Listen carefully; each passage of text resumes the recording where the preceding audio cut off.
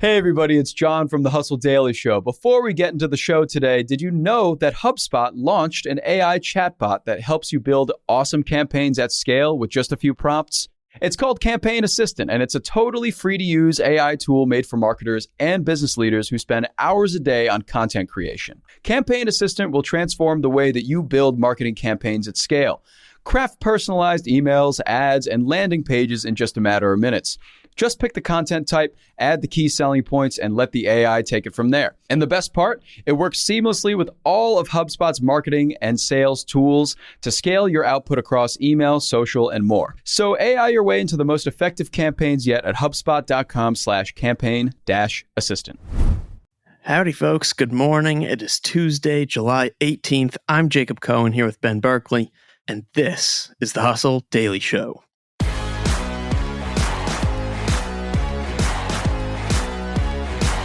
On tap for today, Meta is trying to be cool again, but its latest metamorphosis, if you will, is, well, it's a mixed bag, and we will discuss in a bit. But first, let's talk about what else is happening in the world of business and tech. Let's get crack-a-lackin'. First things first, Ford is shocking the competition, dropping prices on its electric F-150 Lightning pickup trucks by up to 17% as production charges ahead. The cuts bring the truck's starting price back down below $50,000.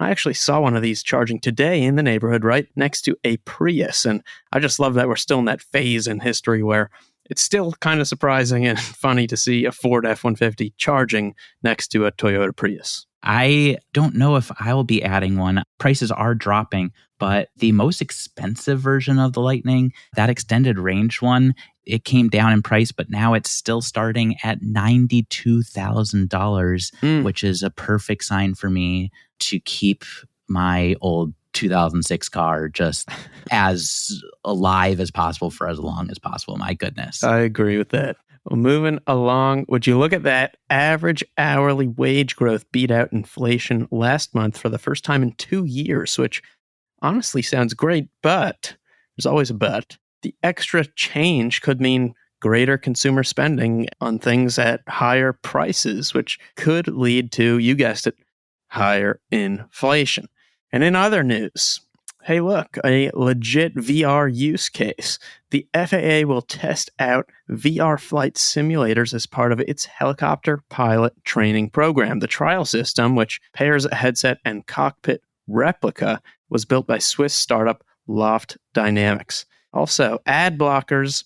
Wish social media couldn't track your online activity and target advertisements on your browsing history? Well, Norway is your new favorite place as the nation's data protection officials ordered Meta, which we'll talk about soon, to cease the behavior in August. And ain't that a kick in the head? Millions of people around the world will tune into the Women's World Cup starting this week, earning FIFA $200 million in broadcasting rights. Soccer's organizing body was, however, aiming for $300 million. That's a pretty big gap. Another notable one with this tournament is that FIFA significantly increased the prize money given to the Women's World Cup players. Pay disparity has been a really big ongoing concern between the men's and women's tournaments. So now that prize money pool is up to $110 million for this tournament, but that's compared to $440 million at the last men's tournament.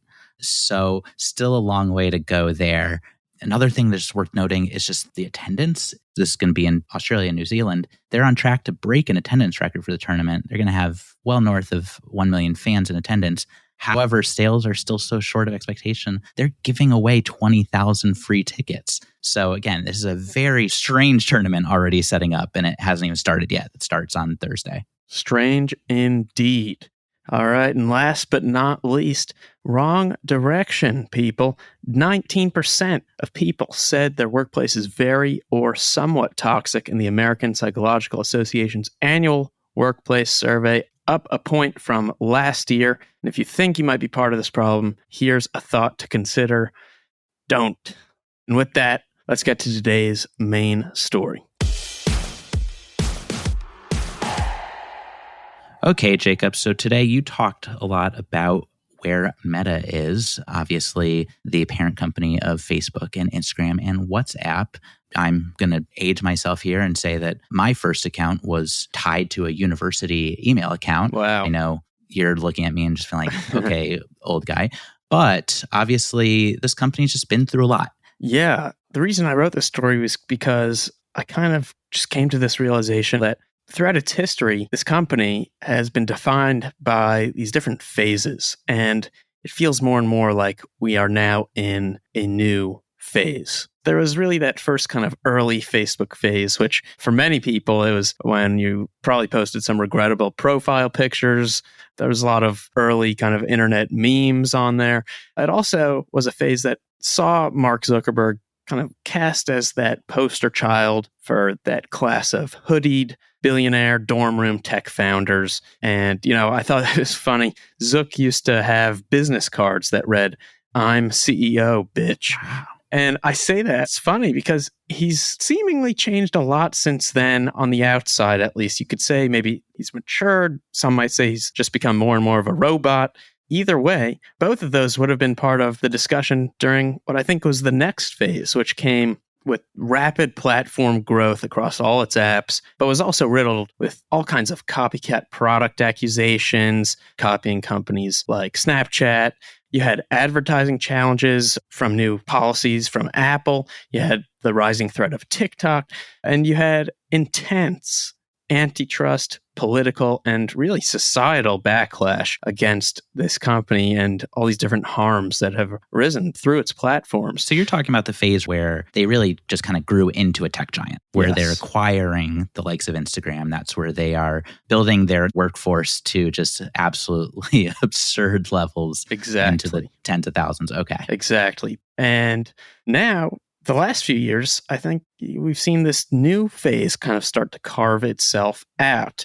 Now, the point where this new phase really started was with the metaverse, the company's pivot to being called Meta and investing in the metaverse. And if you don't even remember what I'm talking about, I don't blame you, because this whole pivot has faced intense criticism. Apple's Vision Pro has not helped. And forgetting about this for the moment almost feels like the goal. I saw one great tweet. You know that Men in Black agents holding up their, I think it was called the neutralizers, which make you forget things. I saw a great meme of that photo with the caption, "Mark Zuckerberg making everyone forget that he wasted $12 billion on the metaverse last year." I thought that was a great way to describe what's happening in this new phase. And so what exactly was that in reference to? Well, there are a lot of other recent refocuses, which include the act of refocusing itself. Right now we're in what Mark Zuckerberg calls Meta's year of efficiency, which has seen thousands and thousands of layoffs and has so far been a success by at least one measure, which is Meta stock up around 150% this year. There's also been a push to focus on WhatsApp. Last month, Zuckerberg said the app crossed the 200 million monthly business customer count, up from 50 million in 2020. And I think that app actually has a long way to go in a positive sense. We also have seen a focus, unfortunately, on Mark Zuckerberg's abs. Elon Musk recently challenged jiu-jitsu trained Zuckerberg to a cage match, as we know well, inspired by news that Meta was planning a Twitter rival, to which Zuck said, "Send me the location. I'm still eagerly awaiting something to ideally not happen here." Please no. Yeah. Anything but. And the aforementioned Twitter rival called Threads did in fact materialize and quickly hacked its way to become the fastest growing consumer app ever. As for daily active users, though, that has since dipped 20%, and time spent per user has plummeted 50% in recent days to 10 minutes per day, according to data from Sensor Tower. So long story short, we're in what I believe is a new phase for this company, but it's really a mixed bag. And I think it's going to be quite an interesting year ahead. I mean, every company has its ups and downs. This is all very natural, especially when you're going through explosive periods of growth. But I do think that what you're seeing here and what really strikes me is just the balance, where even a good thing like Threads really exploding has already been undercut by a dip in engagement. The stock price going up with all the layoffs has also been really hurt by just the fact that morale in this company seems to be, by every article you read, every person you talk to, seems pretty rough. And you're going to watch this company that has grown into this huge bureaucratic operation try to kind of do that thing where it becomes, I think Zuckerberg called it, we're going to be scrappier, as every executive has to say at some point by law in their life. But, how can they turn a corner yet again? I mean, clearly we've seen it through their history. They have done it already, but it seems like there's always pain around the corner. So here's hoping they can minimize that going forward, and also our pain and not having to watch some sort of cage match. Yes, please.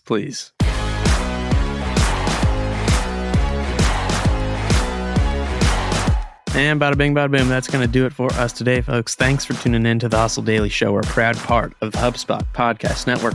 Our editor today is Robert Hartwig. Our executive producer, Darren Clarke. We've got a lot more tech and business coverage in our newsletter, and you should definitely sign up for that if you are not currently signed up for it. So you can go do that at hustle.co/email if you wish. We'll see you right here tomorrow.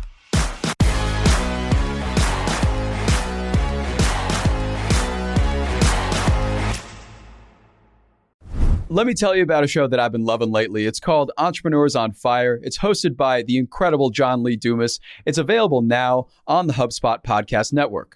Entrepreneurs on Fire stokes inspiration and shares strategies to fire up your entrepreneurial journey and create the life that you've always dreamed of. I'm a big fan of this podcast. It has energy, it has value, and it's all about learning about entrepreneurship. I was just listening to an episode the other day. JLD interviewed Jay Rogers, who was such a wealth of information. He kind of went into how entrepreneurship chooses you. You don't necessarily choose it, and that failure only happens when you stop trying to win. A lot of gems in this one. So I highly recommend checking out that particular episode along with the rest.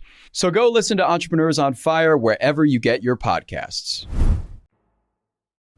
Hey guys, if you listen to the Hustle Daily Show on Google Podcasts, we want to let you know that the option will no longer be available pretty soon. Google is sunsetting its podcast app sometime in early 2024 in favor of YouTube Music, and we want to give you a heads up before it's too late, since that time's almost here. The Hustle Daily Show is available everywhere and anywhere that you listen to podcasts, like Apple Podcasts and Spotify. If you're using YouTube Music, we are there as well. If you're an Android fan, there are plenty of apps like Overcast, Pocket Casts, Player FM, and more. So just search for us wherever you decide to listen to your favorite podcasts.